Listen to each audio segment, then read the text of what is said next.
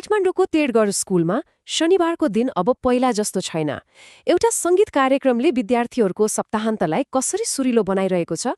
ल आउनुहोस् यसको बारेमा अलि गहिरिएर हेरौँ न। अब स्कुलको लागि एउटा ठूलो प्रश्न थियो।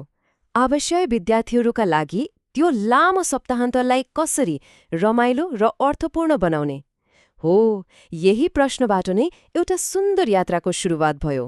एकछिन तेर्गरे स्कुलको अवस्था सोचौँ त। त्यही बस्ने विद्यार्थीहरूका लागि सप्ताहन्तहरू अलि लामो र सुनसान हुन सक्थे। खाली समय त हुन्थ्यो, तर त्यसलाई कुनै सृजनात्मक काममा लगाउने खासै अवसर थिएन। अनि यही कुरालाई प्रिन्सिपल विकास देसारले कति राम्रोसँग भन्नुहुन्छ। उहाँको शब्दमा नै सप्ताहन्त कार्यक्रमको आवश्यकता प्रष्ट हुन्छ। लक्ष्य एकदमै सरल थियो, विद्यार्थीहरूलाई यस्तो केही दिनु जसले उनीहरूलाई आनन्द र अर्थ दुवै दियोस्। र यो समस्याको समाधान एकजना समर्पित शिक्षक रवि महर्जनको रूपमा आयो। उहाँ नै यो पूरै परिवर्तनको मुख्य प्रेरणा बन्नुभयो। यहाँ एउटा रमाइलो कुरा छ। रवि महर्जन पेशाले त गणित र कम्प्युटर पढाउनुहुन्छ, तर उहाँको मन र लगाव चाहिँ सङ्गीतमा छ। अनि यही लगाव नै उहाँले विद्यार्थीहरूसँग बाँड्ने निर्णय गर्नुभयो। यो रवि महर्जनको मूल दर्शन हो। उहाँको नजरमा सङ्गीत भनेको रमाइलो मात्रै होइन, यो त व्यक्तिगत विकास र आत्मविश्वास बनाउने एउटा शक्तिशाली माध्यम हो। ल त अब लागौं कार्यक्रमकै भित्र। यो शनिबारे सिम्फनी आखिर छ चाहिँ कस्तो? यो आँकडा हेर्नुस् त, 70 जना भन्दा बढी, मतलब लगभग पुरै स्कुलै त हो नि। यो आफैमा एउटा ठूलो कुरा हो जसले कार्यक्रम कति लोकप्रिय छ भनेर देखाउँछ। अनि उनीहरूले के सिक्छन् त? यहाँ त सङ्गीतको पुरै भण्डार नै छ। युकुलेली र गिटार जस्ता आधुनिक बाजादेखि लिएर बाँसुरी र मादल जस्ता हाम्रो आफ्नै परम्परागत तालसम्म सबै कुरा सिक्ने मौका छ। सङ्गीत सिक्ने यो यात्रा आफैमा एउटा अनुभव हो।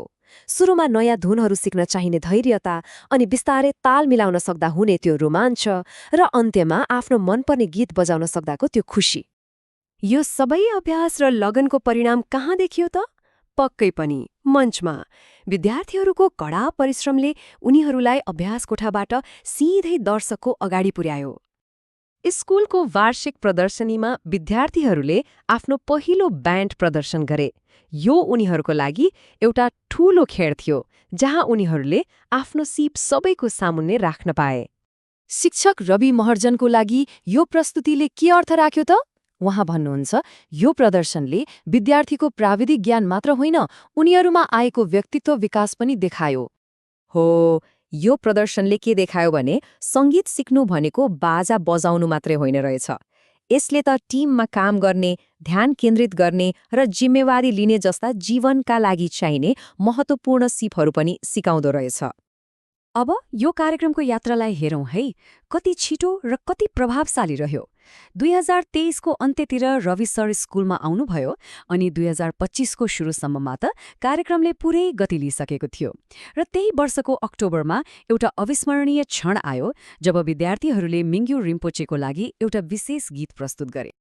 तर कुरा यतिमा मात्रै सकिँदैन।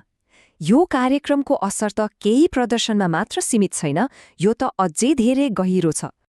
प्रिन्सिपल विकास देसारा आफैले विद्यार्थीहरूमा आएको यो परिवर्तनलाई नजिकबाट निहाल्नु भएको छ। उहाँका अनुसार विद्यार्थीहरूको आत्मविश्वास बढेको छ, स्टेजमा प्रस्तुत हुने तरिका सुध्रिएको छ, र समग्र व्यवहारमा पनि सकारात्मक परिवर्तन आएको छ। सायद यो कार्यक्रमको सफलताको सबैभन्दा राम्रो प्रमाण त यही होला। सङ्गीतप्रतिको लगाव अब शनिबारको कक्षामा मात्र सीमित छैन। विद्यार्थीहरू आफै भेला हुन्छन्, अभ्यास गर्छन् र एक अर्कासँग सङ्गीतको आनन्द साट्छन्। र अन्त्यमा यो कथाले हामीलाई यही सिकाउँछ, सङ्गीत भनेको केवल स्वर र ताल मात्रै होइन, यो त एक अर्कासँग जोडिने, आफूलाई विकास गर्ने र जीवनको उत्सव मनाउने एउटा सुन्दर तरिका हो।